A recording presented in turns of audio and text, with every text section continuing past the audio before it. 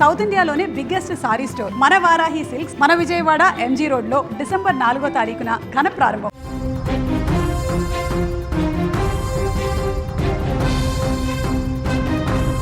జగిత్యాల జిల్లాలోని ప్రముఖ పుణ్యక్షేత్రం కొండగట్టులో శనివారం రాత్రి ఘోర అగ్ని ప్రమాదం సంభవించింది.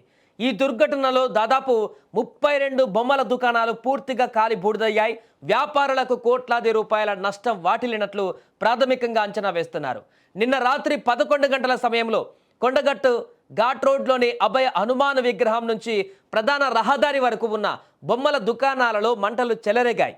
సమీపంలో జరగనున్నటువంటి సమ్మక్క సారలమ్మ జాతరను దృష్టిలో ఉంచుకొని వ్యాపారులు భారీ ఎత్తున బొమ్మలను కొనుగోలు చేసి అక్కడ దుకాణాలలో నిల్వ ఉంచారు. ఎందుకంటే రాబోయే కొద్ది రోజుల్లోనే భారీగా భక్తజనం కూడా అక్కడికి వస్తారు, తమ వ్యాపారాన్ని కూడా చేసుకోవచ్చు, ఎక్కువగా ఆ బొమ్మలను కూడా అమ్మకాలు జరిపేసి కొంత డబ్బు సంపాదించుకోవచ్చని ఆలోచించి ఆ రకంగా ఆశించి దుకాణాలకు భారీగా ఆ యొక్క సామాన్లన్నీ కూడా తెచ్చి స్టోర్ చేసుకున్నటువంటి వారికి నిన్న రాత్రి జరిగినటువంటి అగ్ని ప్రమాదం తీరని శోకాన్ని మిగిలించింది. ఒక్క దుకాణంలో 8 లక్షల నుంచి 10 లక్షల విలువైనటువంటి సామాగ్రి ఉన్నట్లు తెలుస్తుంది. దీంతో వారి జీవితం మొత్తం కూడా ఒక్కసారిగా అంధకారంగా మారింది. తెచ్చిన పెట్టుబడి అంతా కూడా మొత్తం కాలి బూడిదైన సందర్భంలో వారు తీవ్ర ఆందోళనకు గురవుతున్నారు. ఇక ప్రమాదం జరిగినటువంటి వెంటనే ఈ యొక్క సమాచారం అందుకున్న అగ్నిమాపక సిబ్బంది ఘటనా స్థలానికి చేరుకునేసరికి దుకాణాలు పూర్తిగా కాలిపోయాయి. అవి కూడా బొమ్మలు కాబట్టి చాలా ప్లాస్టిక్, అదేవిధంగా లైట్ వెయిట్గా ఉంటాయి కాబట్టి అవన్నీ వెంటనే కాలిపోతాయి. మంట అంటుకోవడంతో పూర్తిగా కాలిపోతాయి. క్షణాల్లోనే మొత్తం ఆ బొమ్మలు కానీ అలాంటి పీచు పదార్థాలతో ఉండేటువంటి అవన్నీ కూడా ఉంటాయి, టెడ్డీ బేర్స్ లాంటివి కూడా ఉంటాయి కాబట్టి దూదులతో కూడుకున్నవి వెంటనే కాలిపోవడం జరుగుతుంది. అందుకనే 30 దుకాణాలు పూర్తిగా అందులో ఏం లేకుండా తెచ్చిన బొమ్మలన్నీ కూడా క్షణాల్లోనే కాలి బూడిదైపోయాయి. అగ్నిమాపక సిబ్బంది వచ్చి మంటలు ఆర్పేలోపే సర్వం తమ కళ్ళ ముందునే కాలిపోవడంతో వ్యాపారులు కన్నీరు మున్నీరుగా విలపించారు. వారి రోదనలతో ఆ ప్రాంతంలో చాలా విషాద ఛాయలు అలుముకున్నాయి. మల్యాల ధర్మపురి సిఐలు రవి, రామ్ నరసింహారెడ్డి ఘటనా స్థలానికి వెళ్లి పరిశీలించి అక్కడ వివరాలను కూడా సేకరించారు.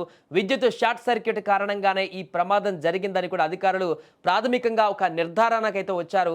కేసు నమోదు చేసుకుని దర్యాప్తు అయితే కొనసాగిస్తున్నారు. ఏదేమైనా కానీ 30 షాపుల దుకాణ యజమానులైతే ఎక్కడి నుంచో వచ్చి వారి యొక్క పూట గడుపుకోవడం కోసం ఈ యొక్క రాబోయే కొద్ది రోజుల్లోనే సమ్మక్క సారలమ్మ జాతర రాబోతుంది కాబట్టి అక్కడి నుంచి ముందుగా వెములవాడకు భక్తులు పోటెత్తుతారు. అటు నుంచి కొండగట్టు కూడా భారీగా భక్తులు వస్తారు. ఈ యొక్క 2-3 నెలలు ఈ యొక్క బొమ్మల వ్యాపారం సజావుగా చేసుకుంటే మరలా చాలా నెలల పాటు తమకు కడుపు నిండా అన్నం దొరికేటువంటి అవకాశం ఉంటుంది.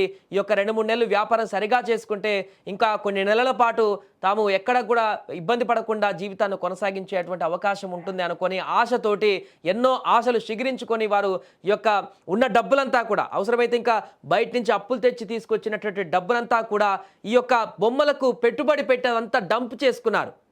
ఇప్పటికీ భక్తుల రాక మొదలైంది కాబట్టి స్లోగా కొనుగోలు ఎక్కువ మొదలైపోయాయి. రెగ్యులర్గా అక్కడ కొనుగోలు ఉంటాయి, బట్ భక్తులు ఎక్కువగా వచ్చినప్పుడు ఆ కొనుగోళ్ల సంఖ్య మరింత పెరుగుతుంది కాబట్టి ఇంకొద్ది రోజులైతే అవి హెవీగా ఉంటుంది కాబట్టి దానికి సరిపోయే అంత ఆ యొక్క సామాగ్రి అంతా కూడా తెచ్చిపెట్టుకున్నారు. ఆ యొక్క గోదాంసులలో కానీ ఆ షాపులలో కానీ నిల్వ చేసి పెట్టుకున్నారు. తమ వ్యాపారం ఇంకా సజావుగా కొనసాగుతుంది. 2-3 నెలల పాటు ఎలాంటి అవాంతరాలు లేకుండా ఈ యొక్క తెచ్చిన సరుకంతా కూడా అమ్మేసుకుంటే హ్యాపీగా బ్రతకొచ్చు, కడుపు నిండా 3 పూటలు తినొచ్చు అని ఆశించినటువంటి వారికి అనుకోని ప్రమాదం, ఈ అగ్ని ప్రమాదం వారి యొక్క కడుపు కొట్టింది. అంతేకాదు వారి జీవితాన్నే ఒక చీకట్లోకి పడేసినట్టుగా మారింది. వారికి ఏం చేయాలో అర్థం కావట్లేదు. పూర్తిగా ఒక్కసారిగా ఆందోళనకు గురై కొంతమంది అక్కడ తీవ్ర దిగ్భ్రాంతికి గురవడమే కాకుండా కన్నీరు పెట్టుకుంటూ అసలు ఏం చేయాలో కొంతమంది స్టక్ అయిపోయారు. అక్కడ ఏంది ఇలాంటి పరిస్థితి అని కొంతమంది ఏడుస్తూ తమ యొక్క రోదనలతోటి ఆ ప్రాంతం అంతా కూడా భీకర వాతావరణం నెలకొంది. ఏదేమైనా ఈ ఘటనకు సంబంధించి అయితే అక్కడ ఉన్నటువంటి స్థానికులు కూడా తీవ్ర ఆందోళనకు గురయ్యారు. వారి కన్నీటి పర్యాంతం అవ్వడం చూసి వారు కూడా చెలించిపోయారు. దీనిపైన పూర్తి వివరాలు సేకరిస్తున్నారు పోలీసులు అయితే.